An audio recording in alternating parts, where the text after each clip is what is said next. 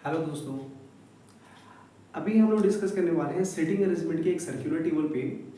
Circular table का एक ऐसा क्वेश्चन जो अभी एग्जाम में पूछा जा रहा है, जिसमें एक सर्कुलर टेबल में कुछ सर्टेन नंबर ऑफ पर्सन व्यक्ति बैठे रहते हैं। कितने व्यक्ति बैठे रहते हैं इसका कोई डेटा नहीं रहता है, लेकिन एक सर्टेन नंबर ऑफ पर्सन व्यक्ति बैठे रहेंगे और एक सर्कुलर टेबल में जो बैठे रहेंगे उसमें एक परिधि दे दिया जाएगा। जैसे कि मैंने यहाँ पे मेंशन पहले से करके रखा है कि एक सर्कुलर टेबल में कंडीशन क्या बोला गया है कि एक वृत्ताकार मेज में कुछ संख्या में लोग बैठे हैं और उस वृत्ताकार मेज में जितने भी लोग बैठेंगे सभी का मुख केंद्र की ओर है। मुख केंद्र की ओर का मतलब क्या, सेंटर की ओर फेस करके बैठे हैं। ठीक है, अब यहाँ पे ये भी कंडीशन दे दिया जा रहा है कि जितने भी व्यक्ति इस सर्कुलर टेबल में बैठे हैं, तो जिस सर्कुलर टेबल में बैठे हैं वो सर्कुलर टेबल का परिधि 576 सेंटीमीटर, सॉरी परिधि 546 सेंटीमीटर दिया गया है। तो परिधि 546 सेंटीमीटर का मतलब क्या है, ये जो पूरा दूरी है, ये जो पूरा लंबाई है, ये पूरा का पूरा परिधि का दूरी दिया गया है 546 सेंटीमीटर। पूरा परिधि का माप कितना दिया गया, 546। और 546 सेंटीमीटर में जितने भी लोग बैठे हैं, कितने लोग बैठे हैं ये नहीं पता, लेकिन जितने भी लोग बैठे हैं वो सभी के सभी व्यक्ति 6 के गुणनफल के स्थान 6 सेंटीमीटर के गुणनफल वाले कुर्सी के स्थान पर बैठे हैं। मतलब कि एक कुर्सी से दूसरी कुर्सी का अंतर 6 के गुणनफल में होना चाहिए। 6 का गुणनफल मतलब क्या, एक कुर्सी यहाँ तो दूसरा कुर्सी 6 सेंटीमीटर दूरी, तीसरा कुर्सी 12 सेंटीमीटर। 6 का गुणन मतलब 6, 12, 18, 24, 30 6 का मल्टीपल में आ जाएगा। तो एक अगर 6 है फिर 12 फिर 18, दूसरा से तीसरा कुर्सी का दूरी 18 सेंटीमीटर, तीसरा से चौथा कुर्सी का दूरी 24 सेंटीमीटर, ये हमारा दिया गया है। तो इस फॉर्मेट का जब भी क्वेश्चन आएगा दो डायग्राम आपको अप्लाई कर देना, क्योंकि हो सकता है multiple direction, multiple condition, multiple possibility होगा। जितना पॉसिबिलिटी उतना अप्रोच लेंगे। अगर एक ही पॉसिबिलिटी तो एक ही डायग्राम में हमारा काम हो जाएगा। ठीक है, तो यहाँ पे एक चीज ध्यान दीजिएगा कि कितने लोग हैं ये डेटा पता चल जाएगा हमें किससे, परिधि के माप से। परिधि कितना दिया गया था, 546 सेंटीमीटर।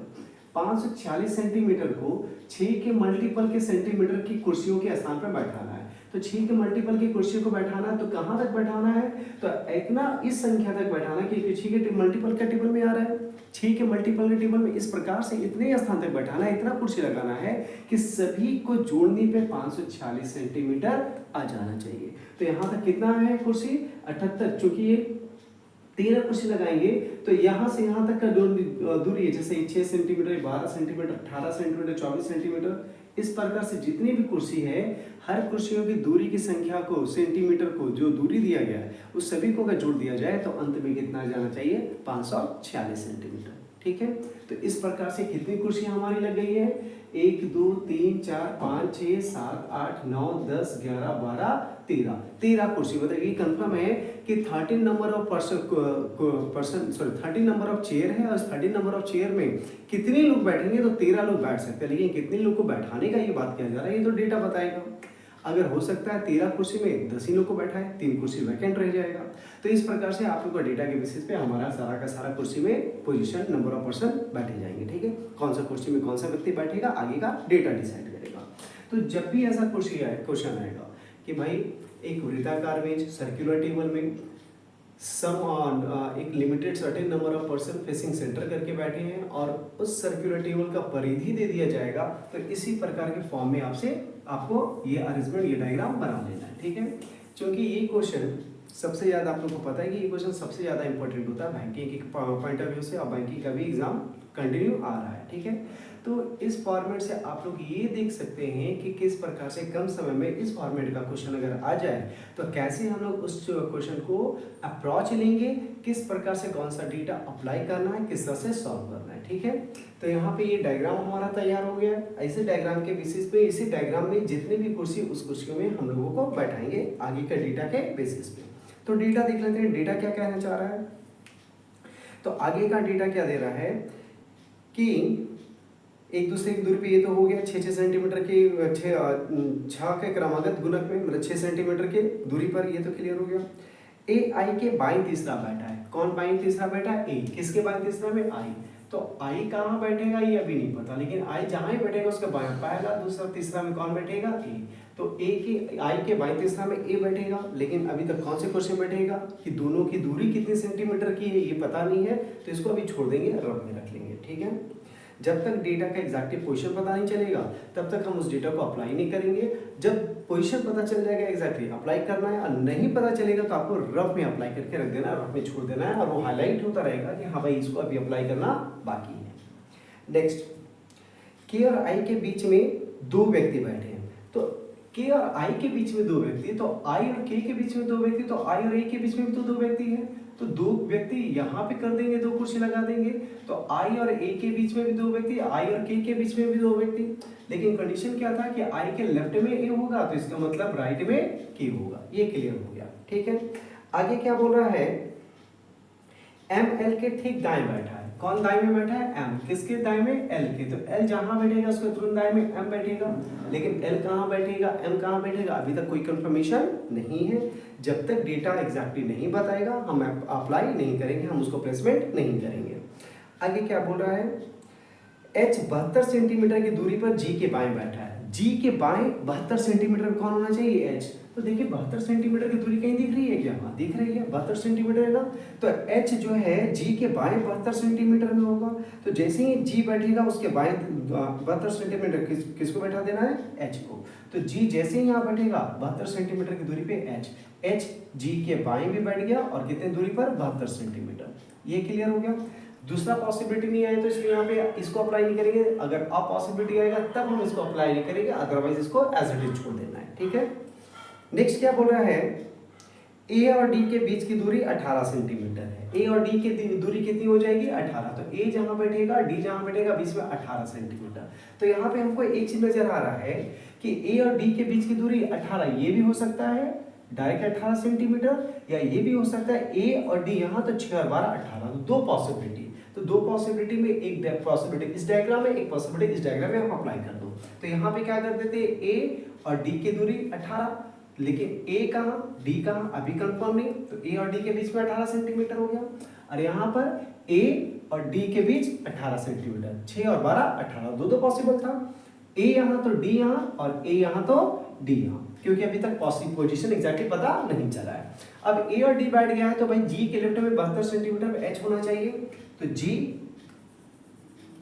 उसके लेफ्ट में 72 सेंटीमीटर में एच, ये भी हमारा अप्लाई हो गया। तो दो पॉसिबिलिटी है, दो डायग्राम है, दोनों डायग्राम में कौन सा डायग्राम हमारा सही होगा अभी तक कुछ कंफर्मेशन नहीं है। अगर ए डी यहाँ बैठ रहा है तो ये डायग्राम सही, ए डी यहाँ बैठ रहा है तो ये डायग्राम सही, ठीक है। आगे का डेटा अब डिसाइड करेगा कि कौन सा पॉसिबिलिटी का डायग्राम हमारा सही होगा। आगे ए और डी ये हो गया। जे और बी के बीच बैठे व्यक्तियों की संख्या बी और एफ के बीच बैठे व्यक्तियों की संख्या के समान, लेकिन इसके पहले एक चीज ये देख लीजिएगा, ए और आई के बीच दो व्यक्ति है, और आई और के बीच दो व्यक्ति, तो ए के दो व्यक्ति के बाद आई होना चाहिए। ए यहाँ दो व्यक्ति के बाद आई, ए यहाँ दो व्यक्ति के बाद आई, तो ए के दो व्यक्ति के बाद आई तो होगा, लेकिन ए का पोजीशन पता नहीं है तो इसको छोड़ देंगे। ए का भी इसमें पोजीशन पता नहीं चल रहा तो इसको छोड़ देंगे, तो आगे का क्लू देखते हैं, ठीक है। ए और डी 18 सेंटीमीटर ये तो हो गया है। आगे क्या बोल रहा है, जे और बी के बीच बैठे व्यक्तियों की संख्या बी और एफ के बीच बैठे व्यक्तियों की संख्या के बराबर है। मतलब जे और बी के बीच जितना व्यक्ति होगा उतने बी और एफ के बीच होगा, तो बी इसका मतलब सेंटर में बैठेगा, और बी के एक तरफ जे तो एक तरफ है, लेकिन किस तरफ जे किस तरफ है ये अभी पता नहीं है, और कितनी कुर्सियों के बाद जे कितनी कुर्सियों के बाद एफ ये भी अभी पता नहीं है, रफ में छोड़ देंगे। आगे क्या बोल रहा है, ई और एफ के बीच की दूरी 6 और 5 के एलसीएम में है, तो 6 और 5 का एलसीएम मतलब क्या हो गया 30 सेंटीमीटर, तो 6 और 5 का एलसीएम की दूरी में कौन कौन है, ई और एफ, तो ई और एफ की दूरी कितनी होगी 30 सेंटीमीटर। 30 सेंटीमीटर कहीं दिख रहा है क्या, 30 सेंटीमीटर ही है ना, इस दोनों कुर्सी की दूरी 30 सेंटीमीटर, मतलब ई और एफ यहीं बैठेगा, ये कंफर्म है, लेकिन ई कहाँ पर एफ कहाँ अभी कंफर्मेशन नहीं। सेम यहाँ पर भी अप्लाई कर दीजिए, 30 सेंटीमीटर वाला दो कुर्सी की दूरी यही है, अगर ई यहाँ तो एफ यहाँ, और अगर ई यहाँ तो एफ यहाँ, ये क्लियर हो गया। ई और एफ का प्लेसमेंट हो गया, इसको हटा देते हैं। अब यहाँ पे एक चीज देखिएगा, ए के दो व्यक्ति के बाद आई होना चाहिए, अगर ए यहाँ और आई जो है ए जो है ए के लेफ्ट में आई के लेफ्ट में होना चाहिए, इसका मतलब आई ए के राइट में, तो ए का राइट इधर होगा, ए के दो कुर्सी के बाद आई, ए अगर यहाँ तो दो कुर्सी के बाद आई पॉसिबल नहीं है, दैट्स मीन ए यहाँ नहीं बैठेगा, यहाँ पे डी बैठेगा, यहाँ पे कौन बैठेगा ए के दो कुर्सी के बाद आई, और आई के दो कुर्सी के बाद के, आई के दो कुर्सी के बाद के, ये हमारा हो गया, ठीक है। इसमें देखते हैं ए के दो कुर्सी के बाद आई होना चाहिए, अगर ए यहाँ तो एक कुर्सी दो कुर्सी के बाद आई पॉसिबल नहीं है, इसका मतलब ए यहाँ नहीं बैठेगा, यहाँ डी बैठेगा और यहाँ ए बैठेगा। ये क्लियर है? ए के दो कुर्सी के बाद आई और आई के दो कुर्सी के बाद एफ, ये भी हो गया। सॉरी एफ नहीं के, सॉरी के, ठीक है। तो ए और आई के ये वाला पॉसिबिलिटी हो गया, ये अभी बाकी है, ये भी बाकी है। तो इतना व्यक्ति हमारा बैठ चुका है, ठीक है। आगे का डेटा देखते हैं। आगे का डेटा क्या बोल रहा है? तो आगे का डेटा बोल रहा है आपका ना तो M ना ही L K और H का पड़ोसी है। M और L K और H का पड़ोसी नहीं होगा। यहाँ पे एक चीज और देखने वाली बात है कि L के तुरंत राइट में M, मतलब L और M लगातार स्थान में बैठेगा। इस डायग्राम में लगातार स्थान कौन सा है? यहाँ पे एक कुर्सी खाली जो लगातार तो स्थान नहीं है। 1 2 3 4 चार स्थान खाली है, लेकिन L और M जो है बोला है K और H के बगल में नहीं होना चाहिए। K के बगल में H, K के बगल में यहाँ पे LM नहीं बैठेगा और H के बगल में LM यहाँ भी नहीं बैठेगा। तो L और M के लिए ये स्थान है, लेकिन L के राइट में M होना चाहिए। तो L यहाँ, उसके राइट में M यहाँ, L और M बैठ गया। ये तो अरेंजमेंट हमारा सही जा रहा है। ये वाला क्रॉस वाला मार्कर हटा देते हैं। इस अरेंजमेंट में देखते हैं कि भाई L और M के लिए लगातार स्थान चाहिए, तो लगातार दो स्थान ये भी है, लगातार दो स्थान ये भी है। लेकिन अगर आप L और M को यहाँ बैठाओगे तो M जो है K के बगल में हो जाएगा और M K के बगल में नहीं होना चाहिए। तो यहाँ पे तो M को नहीं बैठा सकते, इसका मतलब L कंफर्म यहाँ, M कंफर्म यहाँ, ये भी हो गया। अब कितना कुर्सी खाली है? 1 2 3, और यहाँ पर भी कितने कुर्सी खाली है? 1 2 3। ये सारा क्लू हो गया। ये क्लू अभी भी बाकी है कि B दो व्यक्ति के, मतलब जितने व्यक्ति के बाद F उतने व्यक्ति के बाद G, या हम कह सकते हैं F के जितने व्यक्ति के बाद B उतने व्यक्ति के बाद G, लेकिन अभी ये कंफर्मेशन नहीं है। आगे देखते हैं। आगे का डेटा क्या बोल रहा है? C और I के बीच बैठे व्यक्तियों की संख्या I और E के बीच बैठे व्यक्तियों की संख्या के समान है। मतलब C और I के बारे में भी वही होता है कि I सेंटर में होगा, I के एक तरफ C जितने कुर्सी के बाद होगा उतने ही व्यक्तियों के बाद C और I और E, I और E के बीच होगा। तो C और I मतलब ये हम कह सकते हैं कि E के जितने व्यक्ति के बाद I उतने व्यक्ति के बाद C।